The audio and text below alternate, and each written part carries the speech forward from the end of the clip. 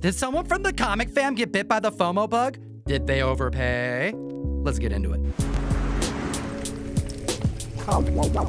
Back at the table to talk about the hottest comic books in the world, the health of the comic book marketplace. Hit the like and subscribe. We've been making this video every week for over 3 years straight without skipping a beat. And as long as you guys keep buying comics, we're going to continue to make these videos. And when this book makes the Hot 10, it makes you think that maybe superhero comics aren't as hot because we got the first appearance of the Flintstones in comic books with Dale Giant 48. Some peeps may be surprised to see this book land on the Hot 10, but this is a comic book that should never surprise you. It's perpetually hot because it's absurdly difficult to secure this Silver Age classic in high grade. There's under 20 copies that exist between a 9.0 and a 9.8, and not one but two 9.8s have sold this very year, in which there are only 3 copies known to exist. Both of those 9.8s would sell for $9,600, setting the bar for that book in that grade. Before we talk about the record-breaking sales, let's talk about the CGC 4.5. It sold for $475, 13% above average. And then we have a 3.5, which last sold for $100 back in 2020, up 255%, selling for $355. And then the 5.0, which last sold for $214 back in 2020, also up 218%, selling for $680. Earlier this year, we heard rumors about a pilot actually being filmed for a Flintstones show to be found on Fox, but no updates since then. A lot of pilots get made. Few actually sustain and create a show long term. We also got news over this past month that the writers of the Super Mario film, which is a blockbuster hit, are tied to produce a Flintstones movie called Meet the Flintstones. Is it spec, or is it because of how difficult this book is to secure in any grade? Yabba dabba do. Couldn't have said it better myself, Jem. At the list at number 9, Jack Kirby Goodness, Avengers number 1, the first appearance of the team. And this is a book that has really weathered a storm. We got to get into the census count before we get into these above average sales. Not much going on for Avengers besides the ongoing comic book series by Jed MacKay, but it does seem to have sustained average sales close to its all-time highs in multiple grades. The .5, which there are only 138 copies, had a record high sale of $1,750 back in April of 2021, and its last GPA sale was $1,150 March of this year. I'm glad you mentioned the Jed MacKay run. Issue 3 just came out this past week. It's pretty great, and if you're looking for a great jumping on point, they probably still have issue 1s at your nearest LCS. The 8.5 set records in May 2022 for $32,400. September that year, it sold for $31,200. It barely moved. The 9.0 set a record in April 2020 for $50,400. Just about 2 years later, we saw a $48,000 sale. That was the last GPA recorded sale. It adjusted just over $2,000. Barely moving in some grades. We got the 9.2, took a little bit more of a hit. Only 15 copies on the census. It sold for $72,000 back in September of 2021. Last sale on GPA was June of this year, and it sold for $66,000. But check out the 9.4, only 12 copies on the census, record high sale of $130,000 way back in January of 2013, and we haven't seen a sale since May 2017 where it sold for just $89,625. Now we can get an idea of where this can go by looking at the 9.6, 5 on the census. Last GPA sale is the record high. It sold September of 2021 for $369,000. So clearly the high-grade sales seem pretty safe, which is why we're seeing investment and above-average sales in some of the lower-grade books. The 2.0 is up 10%. The 2.5 is up 8%. The 5.0 you can get for $5,100, and that right there is up 3%. The 5.5 clocked in a $5,999 sale for an increase of 6%.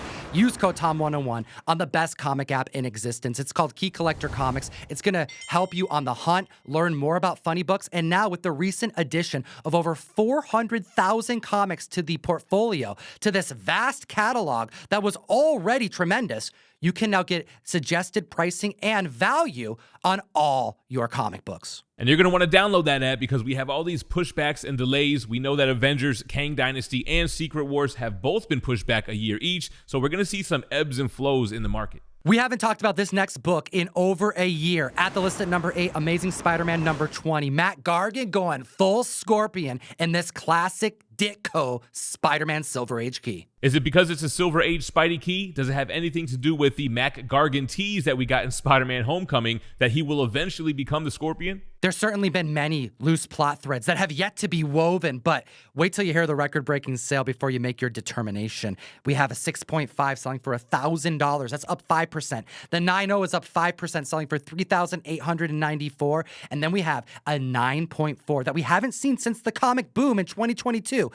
Record-setting sale for $10,000 then, up 8%, selling for $10,800 now. And that's a big deal. For a high-grade Silver Age Spider-Man key to break record in this day and age, it gives you some hope for the market, and it also is not the only plot thread that hasn't been woven yet. There's a few of them in the MCU. What's up with Baron Mordo at the end of Doctor Strange being a villain? Never came back to that. We've yet to see Dane Whitman go full Black Knight when he got the ebony blade at the end of Eternals. What's going on with the Celestial in the middle of the ocean, by the way? And Hercules appeared at the end of Thor: Love and Thunder. Haven't heard anything about that. We had the post-credit scene for Guardians of the Galaxy teasing Howard the Duck, who would get brief appearances here and there, but nothing much more.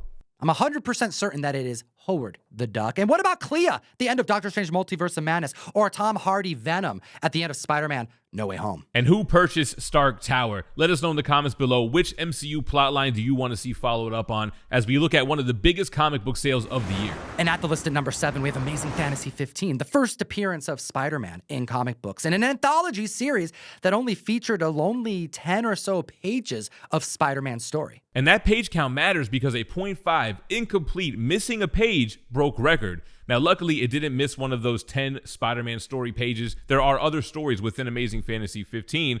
It was missing page 16, and it sold for $11,033. A 7.5 sold for $170,844 this past week. That's an increase of 5% when you compare it over the recent 12-month average.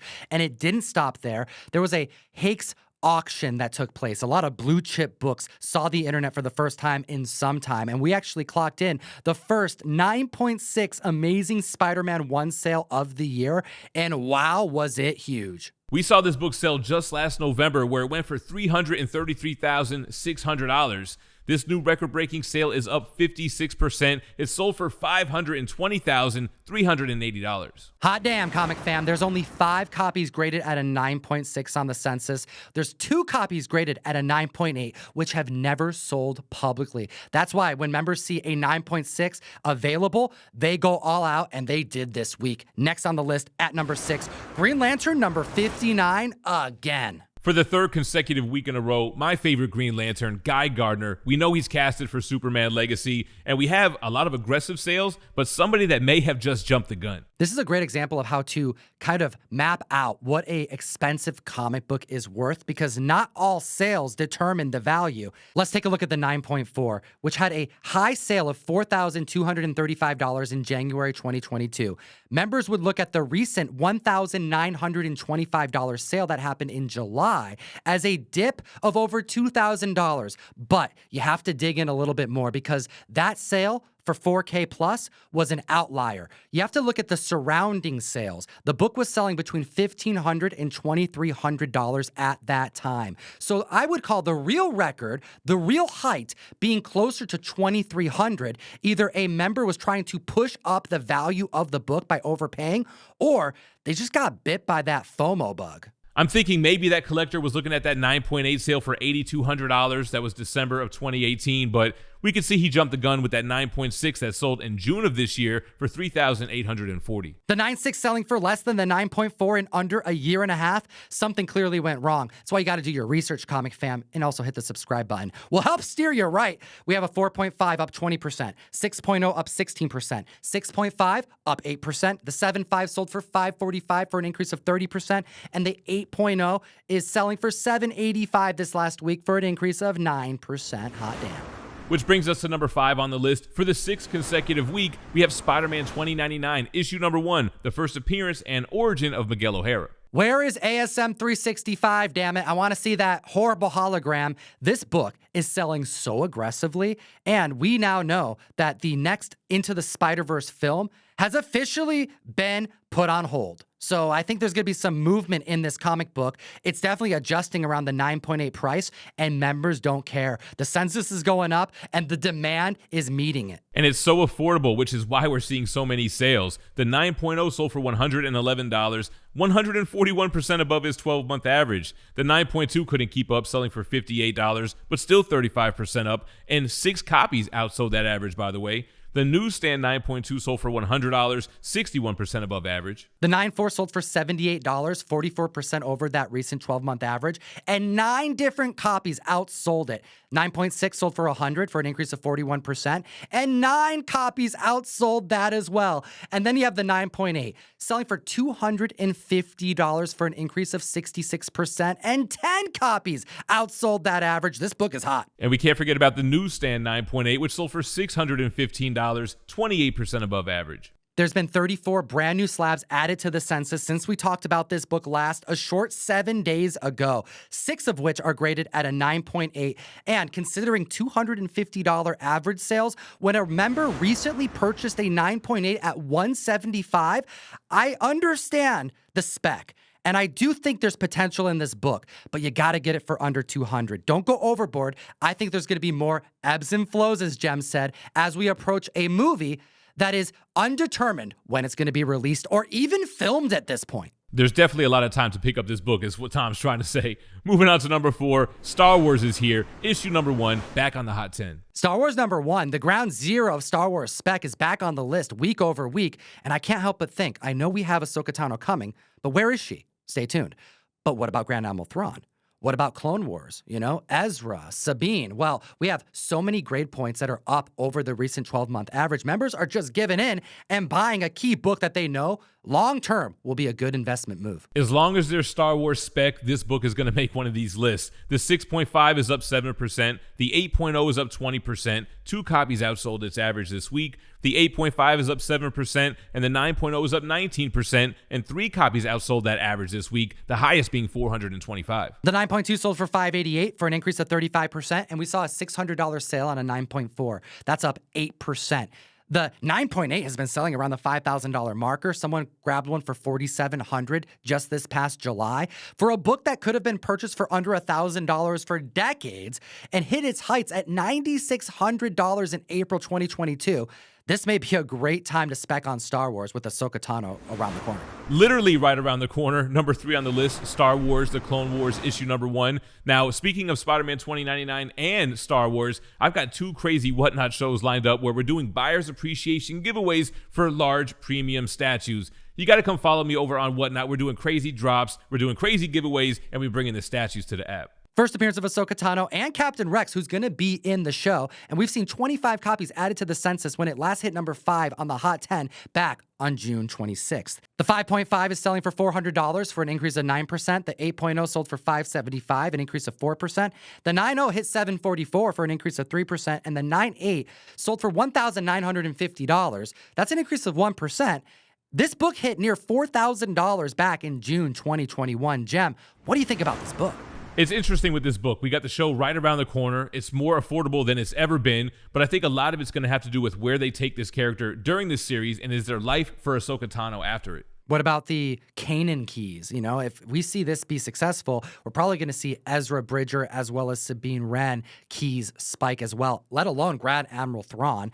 Also worth mentioning that we last chatted about this book being signed by some key voice actors courtesy of Comic Man Andy over on Instagram, who got his copy back, and it was graded at a 9.8. Congrats, my brother. You love to see a book like that hit a 9.8 after all those signatures. Now, due to the writers-actors strike, there weren't any celebrities promoting Star Wars during San Diego Comic-Con, but they did have a Lucasfilm pavilion set up with an Ahsoka display. It was one of the highlights of San Diego Comic-Con. They had behind-the-scenes stuff, props, costumes, and even the real-life chopper. Support what we do, damn it, and join the mystery mail call. I send you comics every single month. It's one of the best deals in comic books. It's $35 plus shipping in a box with care and love. And 1 per box, I have a Boys #2, First Kamiko, Frenchie, and Mother's Milk, a Neil Adams homage by legendary horror artist Ben Temple Smith. We have Virgins going out at random, and we're not stopping there. We have an ASM 29 cover art done by Davide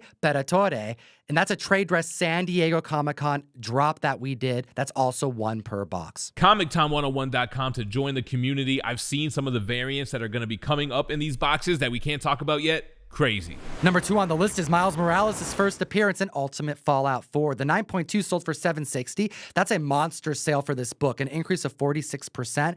And the 9.4 can't even keep up. It sold for less, $550. And that right there is essentially matching the price that it's been selling for over the last year. The 9.6 is back on track, but still room to grow, selling for $759, 7% above average. And the 9.8 sold for about average, a little bit up, selling for $1,928. This book is a little tough because there's been so many live action rumors for years now, but we only recently got confirmation right before the strike delayed everything that we've been anticipating. The heights of 9.6 reach back in 2021 was $2,400, and you can get a 9.6 right now for $645. Since we last chatted about this book last week when it ranked #1 on the Hot 10, there's been an increase of 25 copies added to the census, 6 of which were graded at a 9.6. And it didn't stop there. The 9.8 had an uptick of 6 copies, and the heights that book reached was $4,499. That price was set just last year in 2022. The last GPA sale,